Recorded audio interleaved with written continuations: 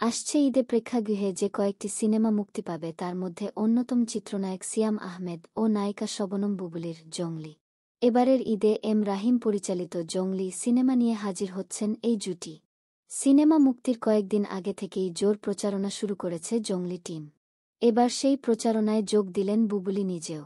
মঙ্গলবার ১ মার্চ বিকেলে সামাজিক যোগাযোগ মাধ্যমে লুঙ্গি পরে হাজির হয়ে নিজের ছবির প্রমোশন করলেন এই নায়িকা। ফেসবুক অ্যাকাউন্টে লুঙ্গি পরা কয়েকটি ছবি প্রকাশ করে বুবুলি বললেন, হেই গাইজ, লুঙ্গি পরে জংলি সিনেমা দেখতে গেলে কেমন হয়? বুবুলির এমন প্রচারণা ভক্তরা দারুণ উপভোগ করেছেন।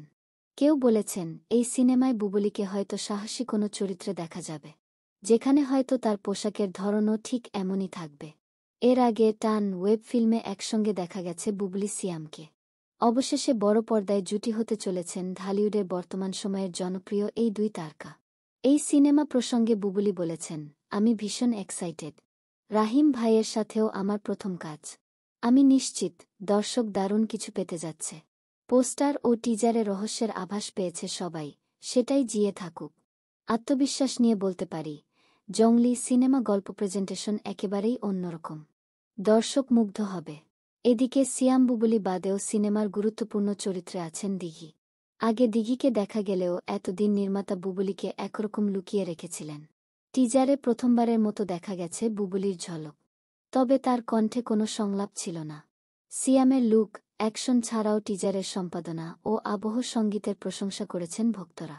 এই সিনেমাটি নিয়ে দীর্ঘদিন পরিশ্রম করেছেন সিয়াম এবং সিনেমা সংশ্লিষ্ট সবাই। সিনেমাটি প্রসঙ্গে সিয়াম বলেন, অভিনেতাদের জীবনে মাঝে মধ্যে এমন চরিত্র আসে, যার কারণে সে নিজের সর্বস্ব দিয়ে দিতে রাজি হয়ে যায়। জংলি আমার জীবনে তেমনই এক চরিত্র হয়ে এসেছে। প্রায় ৭ মাস চুলদাড়ি কাটিনি। ১ বছর চরিত্রটাকে লালন করেছি। চরিত্রটিকে যাপন করতে চেয়েছি, দর্শকদের নতুন কিছু উপহার দিতে চেয়েছি। বাকিটা দর্শকের হাতে। এবার ঈদে বেশ কয়েকটি সিনেমা আসছে প্রেক্ষাগৃহে। এর মধ্যে কিছু সিনেমা ইতিমধ্যে রয়েছে চর্চার মধ্যে। সিনেপ্রেমীরা সিনেমাগুলো দেখার জন্য মুখিয়ে রয়েছেন। জংলি সিনেমা একটি সফল সিনেমা হতে যাচ্ছে বলে আশাবাদ ব্যক্ত করেছেন সিনেমা সংশ্লিষ্টরা।